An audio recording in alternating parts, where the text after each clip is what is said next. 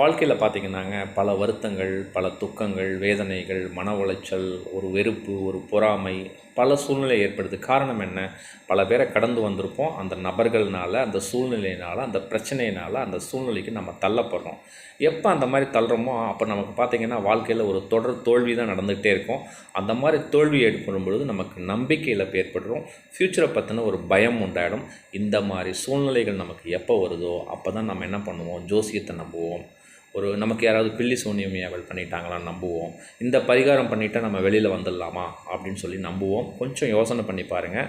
So இதெல்லாம் இறந்த காலத்தில் நடந்த நிகழ்வுகள், அதனால் நம்ம வேதனையாக இருக்கிறோம் அப்படின்னு சொல்லி உங்கள் செல்ஃப் கான்ஃபிடென்ட்டை செல்ஃப் டாக் மூலமாக நீங்கள் இன்க்ரீஸ் பண்ணிங்கன்னா நம்மளை எதுவுமே பாதிக்காதுங்க. நம்ம அதிலேருந்து நலமாக வெளியில் வரலாம். வாழ்க்கை சந்தோஷமாக வாழ்கிறதுக்கு மட்டும்தான். கொஞ்சம் யோசனை பண்ணி பாருங்கள், கொஞ்சம் சிந்திச்சு பாருங்கள். ஏன்னா ஜோசியத்துக்கு, பரிகாரத்துக்கு அப்படின்னு சொல்லி நிறைய செலவு